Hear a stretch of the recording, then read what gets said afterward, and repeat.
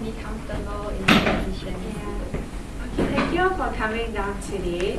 So what we're doing for Dialogues, if you read our website, is that our three main aims are to create environmental awareness with a youth focus and to be able to be relevant to Singapore nationally. So our dialogues really, we aim to have to collate your views and see what you think for Singapore's future, and we'll be putting this together in a paper that will sort of crystallize some of the main ideas that we feel that most people who come for our dialogues are concerned about. Yes, and also today, we'd like to thank Toddy Cats who have helped us with booking the room and help us to also publicize this to different people.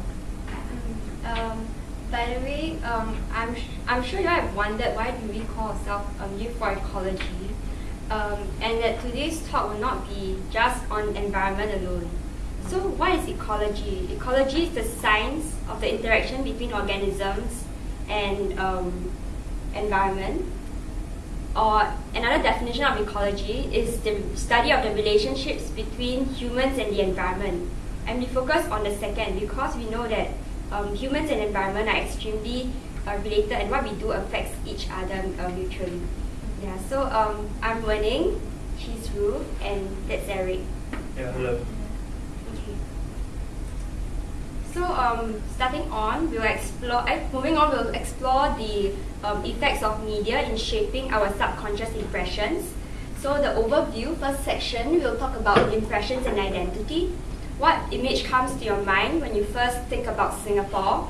What aspects of Singapore do you identify with? As well as what aspects of Singapore do you emphasize to people who are unfamiliar with Singapore? Next, we have the development of Singapore. We'll talk about our narrative and what happened in the past also. And when we talk about these slides, maybe you can take a bit of notice on how you feel about each place we are going to present to you. And also we'll be exploring a bit on what will happen in our future. Next. Moving on, we'll have envisioning on what you want to have, what you want to see in 2030, what the government hopes to see in 2030, and what are the plans the government wants to take. And then we'll move on to the introduction of the issues we are concerned in this course. Firstly, impressions and identity. So what do you identify Singapore with? This is an aerial view of our skyline at night. Next. Or HDB flats. HDB flats, again in Chinatown. Or food, chicken rice, laksa, roti prata. Or this is the giant cream-colored squirrel. Not sure if you have ever seen before. It's a subspecies and it's only found in Singapore. Yes. When you say giant, is it like really giant? Maybe it's a bigger size as compared to the usual squirrel. Yes. This is the banded leaf monkey, another subspecies found only in Singapore. Oh yeah, the banded leaf monkey has an interesting story. Ruth will tell you later, but as seen in this article, which is presented in 2005, there's only less than 20 banded leaf monkeys and no more than 4 squirrels left in our island. Peter Ng is one of the director of the Museum of Biodiversity in NUS, and he's one of the renowned figures.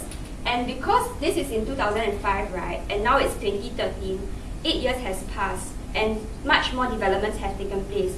So we would expect perhaps this banded leaf monkeys or squirrels would be in a very, very difficult situation, and definitely with so much more developments taking place, I don't think it's only just less than 20. It could be even more.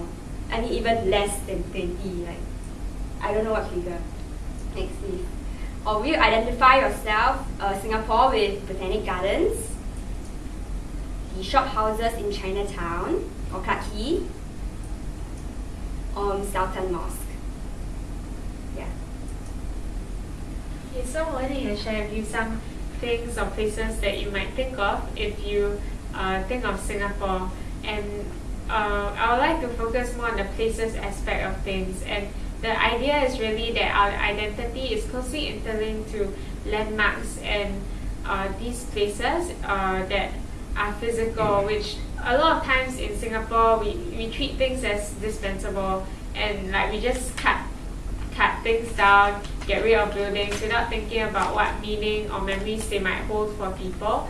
And so I'll just go through some of these things, and perhaps you can take note of how you feel about such developments, whether you think they are for the better or whether you have lost something or it's mixed feelings. It's also normal to feel that. So this is just a quote which emphasizes the idea of how our identity is linked to places and landmarks. So these places enhance a people's sense of identity, and they encourage the awareness of and loyalty to place. So when we talk about Singapore, what in Singapore do you identify with? So the first series of places that I'll show you are things that were developed in the past. So they are part of our narrative of like our success story of how we went from third world to first.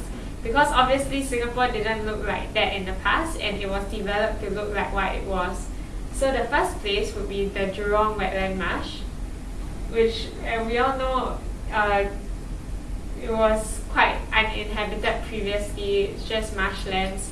And then Goh Keng Swee set up the Jurong Town Corporation, and they reclaimed the area, and now it's an industrialized area, powering a lot of our economic growth. Yeah, and also part of that our economic success story. So possibly this could be development for the better if you think of it in terms of our economics providing jobs for people. The next place, this is the Singapore River. So it used to be also a center of commerce, but unfortunately it was very polluted and people would just dump all their waste and rubbish in it. So it was also developed and it was cleaned up in the 70s, and now its function has changed also. It's no longer a center of commerce, but it's part of the landscape of our business district. It's part of our tourist attraction, and you can see all the bars, restaurants and clubs at the side. So it's a change from what it was in the past, and it's totally different. Perhaps you might think it's more positive, right? Since it looks nicer, it's cleaner, but you also lost some of the commerce, but your economy has also changed to become more like relying on tourism. Yeah. And this is Bukit Ho Swee, which development was thrust upon because of the fire, and it was a slum area before, which we might have read of in your social studies textbooks. And because the entire area was burned down, they replaced it with, you guys know what happened in Bukit Ho Swee? So they built flats at Bukit Ho Swee, HDB flats. And Bukit Ho Swee is part of the Redhill district, and the Redhill district is where you find one of the oldest HDB flats in Singapore, because it's one of the first places to have gotten HDB. And in the earlier photos you saw that HDB is very much a big part of the Singapore place and identity. 80% of Singaporeans live in HDBs. Yeah. And but those places that I have shown you, development happened to them before we were born. So we saw what it was like now, but we only know what it was like before based on what we have seen in history books or what maybe our parents tell us. But now I'll show you some places that you might have seen what they were before they became what they are now. So the first place is the Central Catchment Nature Reserve, which was split by the BKE when they built it through separating it. So there's a smaller segment, it's like the Bukit Timah Nature Reserve site, and the other side is now the Central Catchment Nature Reserve site. So it's like just a road and development. We decrease the travel time, improve transport. So what's wrong with that? But then we forget sometimes the trade-off. So in this sense, the trade-off was that we had some forest fragmentation, and it actually affected the banded leaf monkeys who lived there. And the population of banded leaf monkeys was split, and the smaller population was stranded on the smaller side, and there was no way they could get across to to reach the rest of their banded leaf monkey population. So eventually the monkeys on the smaller side that was divided, they died out because they couldn't breed. It's too small. And there's this very sad story of this banded leaf monkey, an old grandmother monkey who was the last monkey alive on this side of the forest, and she actually committed suicide because banded leaf monkeys, they're very good with trees and they're quite strong. But what happened was that there were this group of dogs that were below the tree, and she just let herself go to drop to the ground and get eaten by them. Yeah, so I guess that is one sort of the impact that we don't often think about also. That yeah, in fact, like we don't even realize what it was before. We don't have a before picture because I guess people don't often realize this. Yeah. But this next place I'm going to show you, maybe you might have been here before. How many of you have been to the Old National Library building? No? None of you on this side? Do you guys know what happened to it or remember any of the controversy when it happened? You wanted to build a road, is Yeah. So I'll show you what it's like today. And do you recognize it? it? That's where the Old National Library. Yeah. So it happened, I think, in 2002, 2003, I remember. So at that time, a lot of Singaporeans were quite sad about it. They were quite upset, writing into forum about this place being gone for a tunnel, which just to decrease, like, take a few seconds off the travel time to get to the city, because otherwise you take a big round to get to Orchard Road. Yeah, and the place, I guess if you go back to the old picture of the Old National Library building, it had a lot of memories for a lot of people. Perhaps, I'm not sure your parents would have been familiar with the place. I do remember going there when I was in kindergarten, and though I cannot remember how exactly it looked like, I can remember the feel of it, which was very cozy and warm. And actually behind the Old National Library building, there's a very famous like hawker area, and people love to go there for their food. So what happens is that you lose a lot of memories. And the thing is, what's scary is that, okay, most of you haven't been there, and so you might not have realized what we have lost. Like if you look at it today, maybe now you know, but probably kids even younger than you will have had no idea that this was where the Old National Library building used to be. Yeah. And so finally, I'll show you pictures of some places that are still here today, but may disappear in the future, that may be developed to become other things. So the question is, how much do you agree with it? Do you agree that it should be developed, or whether you want it to be preserved? And whatever your agreement or disagreement is, whether anything can be done to change what might be planned for it. So the first place is Bidadari. You guys know what it is? It's okay, it's a Muslim cemetery, but they've actually already exhumed all the graves without much protest or publicity. And what's special about it? Do you guys know anything else about it? You know? Or you should know? You can tell us. Okay. Do you want to try? What do you think this is? What's it famous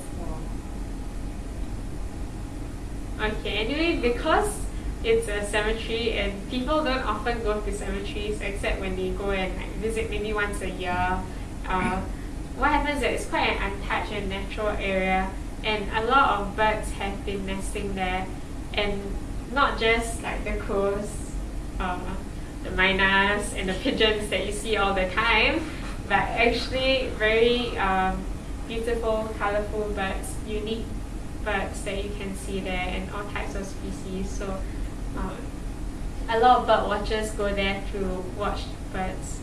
And so naturally this place is gone, and if you look at the white paper, Bidadari is slated to be a new town, so that all these will be gone. Yeah. The next place is Chek Jawa. So do you guys know the Chek Jawa story? Okay, you can tell the rest. They wanted to develop it, but because of public opinion, they decided to conserve it. Yes. So in 2001, some scientists, they discovered Chek Jawa, and they realized the amount of biodiversity there is very unique because in relative size is quite small, it's only 1 square kilometer. But because it's an intertidal zone, you can find a lot of different species. So in this next picture, as you walk out from the shore towards the sandbar and the sea, you will see different species and different adaptations that they have made because of the slight differences in habitat due to the changing climate, like as you walk, as in the changing habitat from the mangrove area at the shore towards the sandbar. The habitat changes slightly as you walk out, and therefore the species that you find are all slightly different and as you walk out, and therefore there's a lot of biodiversity packed into this tiny space, which is its value in terms of biodiversity. And so in 2001 they discovered that this place is slated for development, which was actually in the 1990 land use plan. The scientists went there to just try and save as much species as they can, like document it. So they would just take species to preserve them, so that future generations, they can go and study and like, oh, this existed before, this creature. And they also decided to organize public walks. And the thing that was surprising about it was that the public walks actually exploded in popularity, and they had thousands of ordinary Singaporeans who visited the place. And so when the ministers went down, then they're like, how come there are like so many people here, and like these people are actually interested in Singapore's biodiversity and shores, and therefore they delayed plans for it for 10 years. But that was in 2001, and now it's 2013, so 10 years have passed, and what they plan to do about it is not confirmed lah. Yeah. And later on, if you see plans for development, like on the maps, you can see that thinking of building a road from Pulau Ubin to Tekong back around to the main island. So that will definitely impact Chek Jawa. Okay, then this last place is Bukit Brown. Have any of you visited yet? Not yet. So how do you feel about the place? Oh, it's huge. Okay. Yeah. Was it quite surprising that it was there? Yeah, I mean, not many of us know about it, but there's a lot of history and culture that you can find over there. Yeah. So the tombs, they all have unique designs because of their culture, and if you see different creatures, there are different meanings behind it. There are significant historical people, like members of the Tongman Hui, who helped Sun Yat-sen when he was garnering support for the revolution, and some people have marked out where those graves are. And there's this huge grave there also that I guess it's worth a visit to just go and take a look. Yeah, and besides that, I guess you guys know that it's being developed or cut through by an 8-lane highway. So to build such a huge highway, it's likely that it's just the beginning of development.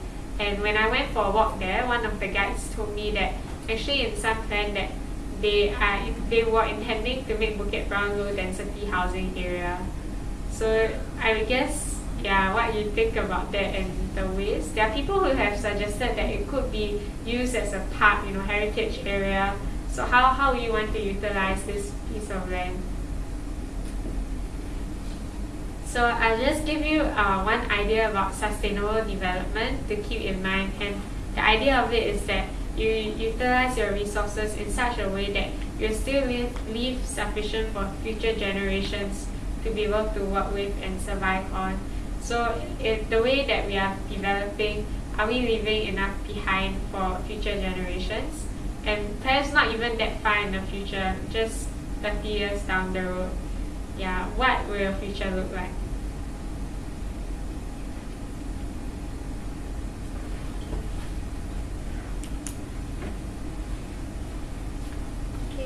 for this segment, right, I'm thankful that all of you are still awake, but I would like all of you to close your eyes now. Yeah, just close your eyes.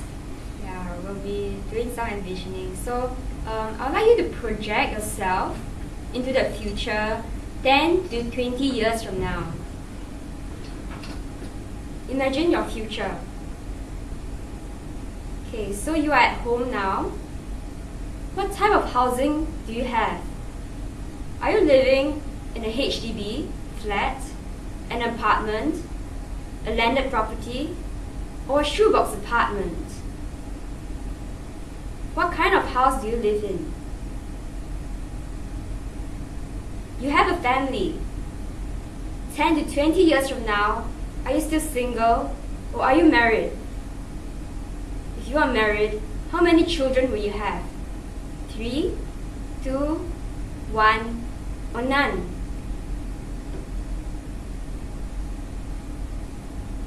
Now take some steps and walk towards the door. Take a look at the surroundings around you.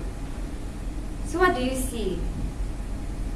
We'll be looking at an urban concrete jungle, the greenery. What do you see when you walk out of your house? Now you are on your way to work. You have to take a mode of transport. So 10, 20 years from now, what is your favorite mode of transport? Will you probably be using a private vehicle, like cars? Or will you be utilizing the public transport, the buses, the trains? Or will you be taking bicycles? Or even on foot? How do you travel to work? Now you are at work. What kind of job do you do? Are you a white-collar worker? A blue-collar worker? And after long days of work, you are on your way to your favorite leisure place. What is your favorite leisure place? How do you hope it will change 10 to 20 years from now?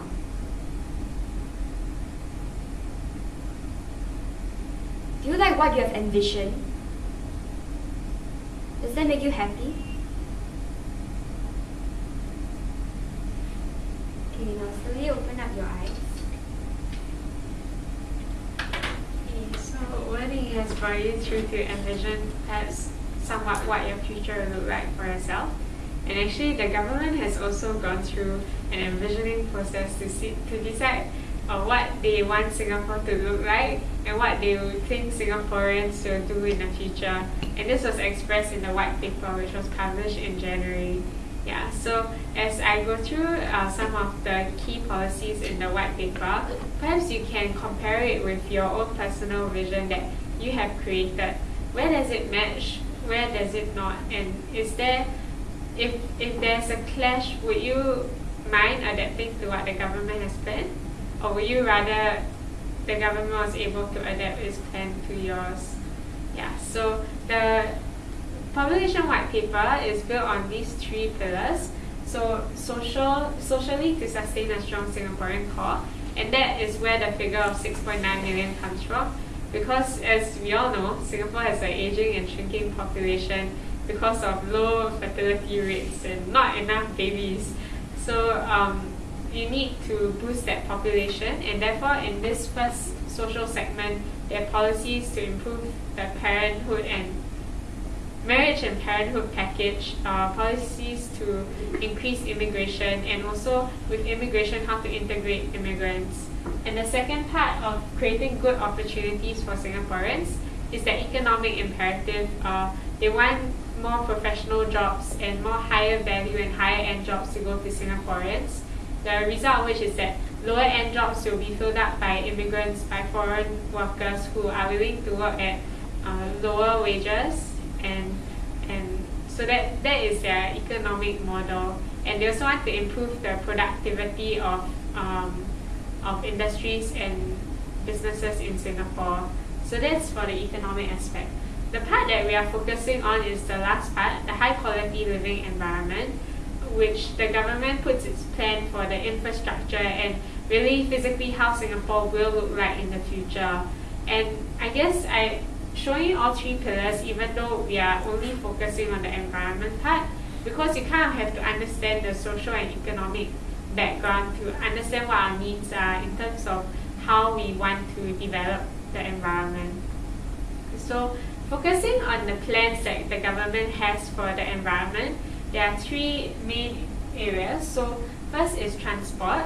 So they have all the recommendations to improve our transport system, because naturally with more people, you'll need to be able to move those people around.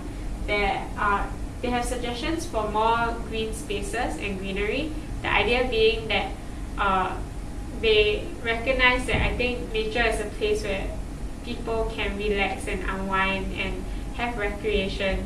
So the idea is to create these spaces for Singaporeans where, I guess similar to how in the past void decks, the idea of void decks is to create that common space. Now they want to create that common space outside in parks and nature. Yeah. We also like to show you these two different ways of viewing our environment, which the first way, which we tend to think without realizing, is that there are these three aspects: our society, our economy, and our environment, and they kind of overlap in some areas. But I think this is not a very complete picture of what it actually is like. In truth, your economy exists only within your society, because the economy is the human activity, the monetary aspect of our society. And our society itself cannot exist, doesn't exist in nowhere. We exist within an environment. And so that is probably the more complete way of seeing how we interact. And the danger with this is that when we see, say, our society, our economy apart from each other, apart from the environment, that we won't care about it. But when you realize that actually environment it encompasses everything, then it has to be cared about. It's where you live in. It affects everything else. Yeah. So the land use plan elaborates on the environment aspect of the white paper and it goes into greater detail about the policies. So I'll just quickly outline what some of them are. More green spaces, they want to increase the number of parks and park connectors. And so you can see they have drawn all the lines, and there's this idea of having a round island route so people can actually cycle around the entire Singapore. Waterways, they have an interesting new paradigm shift in the way that the government is thinking about it, where in the past waterways were a place where they tried to keep people away from, and you have this sign like no dumping, no littering, no playing in the water, and they essentially just trying to keep people away from the water so that they won't dirty and pollute it. Now they are realizing that actually a better way to do it is to get people to be in touch with the waterways, to be connected to it, to use it for recreation, and that way they will care for it themselves.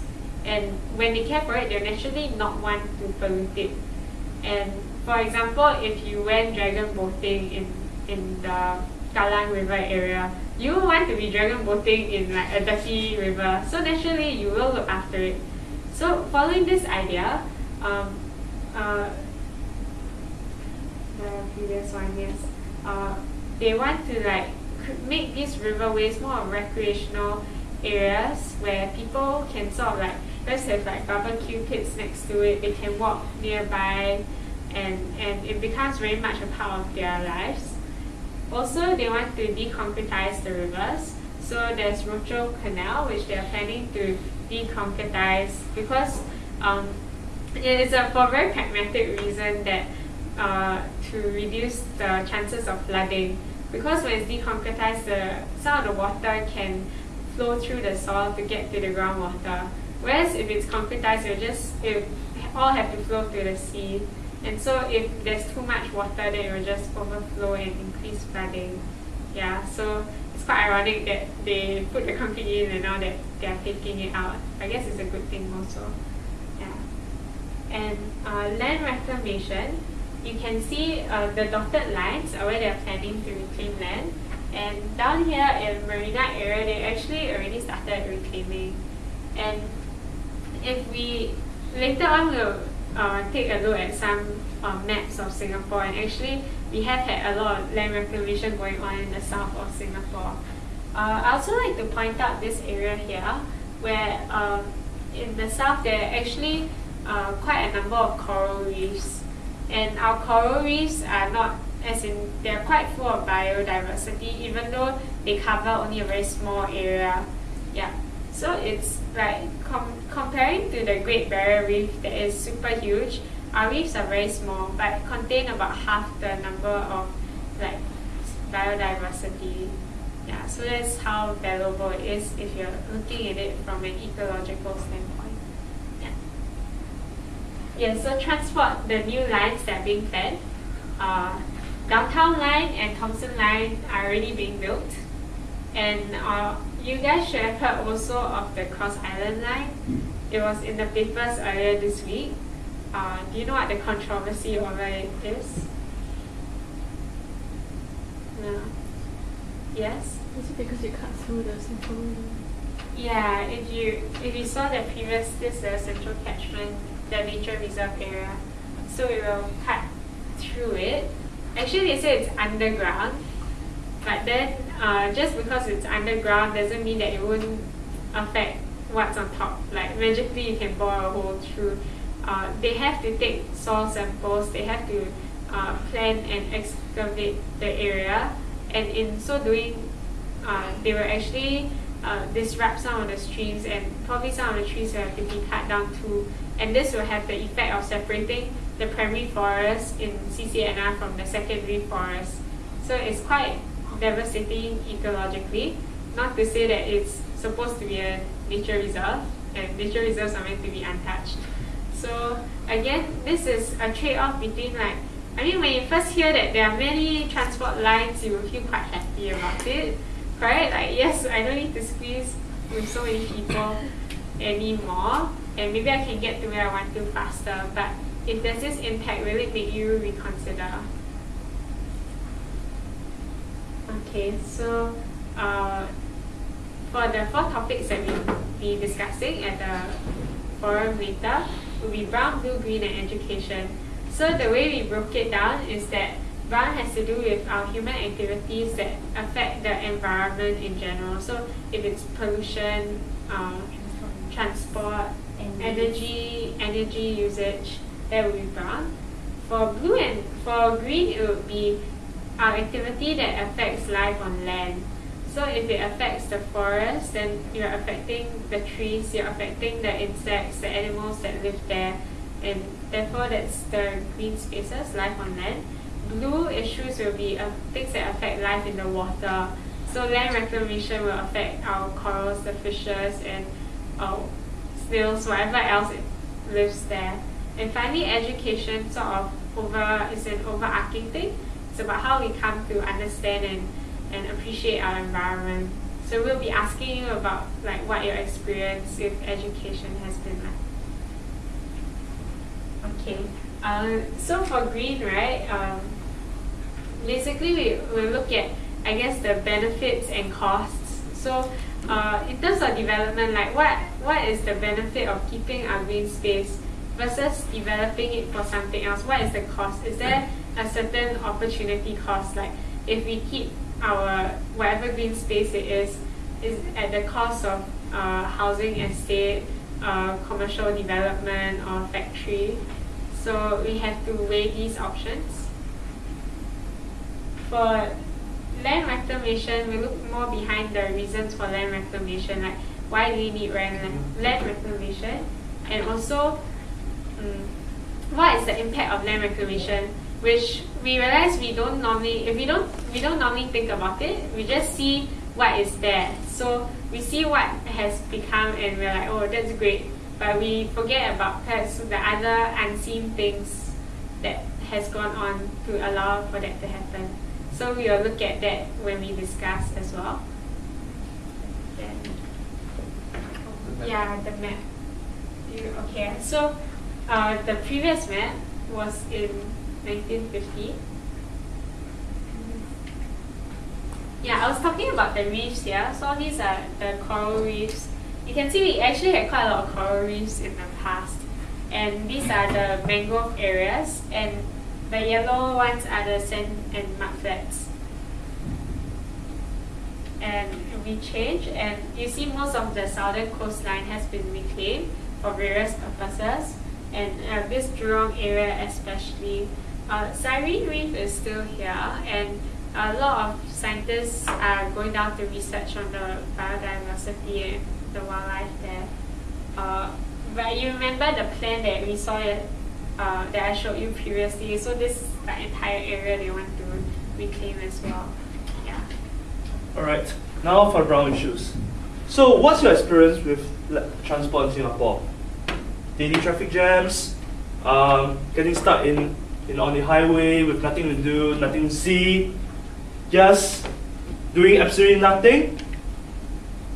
Then the government introduced this magical thing that's supposed to solve all congestion problems, the ERP. Obviously it hasn't happened, but the prices keep going up anyway. So MRT, crowded, packed, shoulder to shoulder, every day peak hour, 6:30, 9:30 a.m., 5 to 8 p.m. Sometimes the train even breaks down, like this picture on the other day at Bishan. It breaks down, people just get very frustrated. Big masses of people at Bishan station, just crowding the station, just waiting for a train that takes almost forever to come. And more breakdowns, pushing you onto buses, which get stuck in traffic jam again. Or worse still, two buses come together at the same time and you're wondering, what in the world just happened? Why are the two buses coming together at the same time? Can't they get the timetable correct? Or even crazy waiting period, 37 minutes, 46 minutes. Are they mad, you think? And non-air conditioned buses, just to make things worse, if you work in Jurong. So, what is your experience with our public transport so far? Have you experienced queues that go round and round the interchange at peak hours? Have you? So, what do you think? Answer. Do you think that things like segways will help us? Bicycles, do you think that they are the transport mode of the future? Or even buses is straddle on the roads? What do you think? That's what we're going to discuss in round issues, so feel free to voice out your opinions and have fun. And these are the questions you're going to be asking. Your experiences on our transport, enhancements to our transport, and envisioning our transport in 2030. And now for education. Moving on to education issues, let's start with primary education. Where did we get exposure to environmental issues or even the environment? So primary, we do it formally we do it in our science subject, or we have projects like the Young Scientist Batch, you remember the Botanist Batch, etc. etc. Secondary school, we have it for subjects like science and geography, and for tertiary, we have subjects like geography and environmental science for certain schools, and also teachers bring us out to field trips and stuff like that to get exposed, or camps. Not forgetting, when you were a child, you had no syllabus at all. How do you get exposed to the environment? You play, and we play through learning with nature.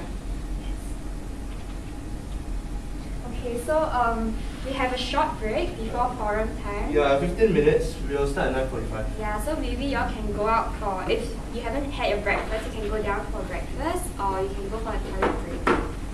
Yeah.